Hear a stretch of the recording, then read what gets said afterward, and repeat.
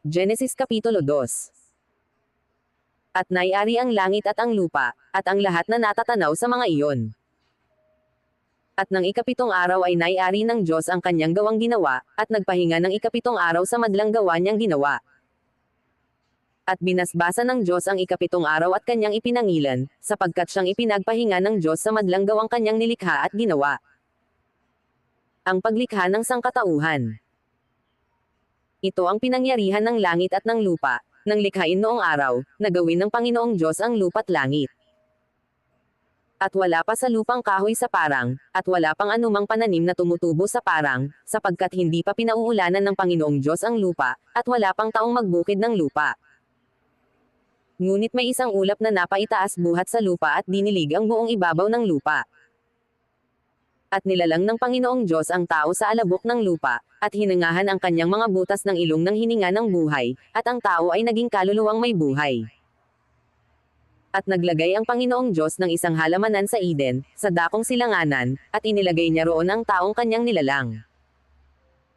At pinatubo ng Panginoong Diyos sa lupa ang lahat na punong kahoy na nakalulugod sa paningin, at mabubuting kanin, gayon din ang punong kahoy ng buhay sa gitna ng halamanan, at ang punong kahoy ng pagkakilala ng mabuti at masama. At may isang ilog na lumabas sa Eden na dumilig sa halamanan, at mula ro'y na bahagi at nag-apat na sanga.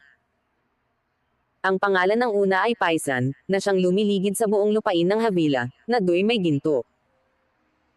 At ang ginto sa lupang yao'y mabuti, mayroon din naman dong bedelyo at batong onyx.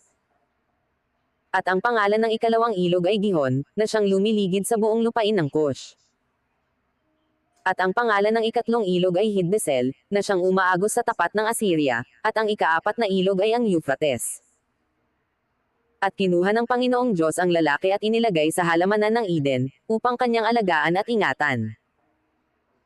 At iniutos ng Panginoong Diyos sa lalaki, na sinabi, sa lahat ng punong kahoy sa halamanan ay makakakain ka na may kalayaan. Datapwat sa kahoy ng pagkakilala ng mabuti at masama ay huwag kang kakain, sapagkat sa araw na ikaw ay kumain niyaon ay walang pagsalang mamamatay ka. At sinabi ng Panginoong Diyos, hindi mabuti na ang lalaki ay mag-isa, siya'y ay lalalangko ng isang katulong niya. At nilalang ng Panginoong Diyos sa lupa ang lahat ng hayop sa parang at ang lahat ng ibon sa himpapawid, at pinagdadala sa lalaki upang maalaman kung anong itatawag niya sa mga iyon, at ang bawat itinawag ng lalaki sa bawat tinapal na may buhay ay yaon ang naging pangalan ni yaon. At pinanganlan ng lalaki ang lahat ng mga hayop, at ang mga ibon sa himpapawid, at ang bawat ganid sa parang, datapwat sa lalaki ay walang nasumpungang maging katulong niya. At hinulugan ng Panginoong Diyos ng di koasang himbing ang lalaki, at siya'y natulog, at kinuha ang isa sa kanyang mga tadyang at pinapaghilom ang laman sa dakong yaon. At ang tadyang na kinuha ng Panginoong Diyos sa lalaki ay ginawang isang babae, at ito'y dinala niya sa lalaki. At sinabi ng lalaki, ito nga'y buto ng aking mga buto at laman ng aking laman, siya'y tatawaging babae, sapagkat sa lalaki siya kinuha. Kaya't iiwan ng lalaki ang kanyang ama at ang kanyang ina, at makikipisan sa kanyang asawa, at sila'y magiging isang laman. At sila'y kapwa-hubad, ang lalaki at ang kanyang asawa, at sila'y hindi nagkakahiyaan.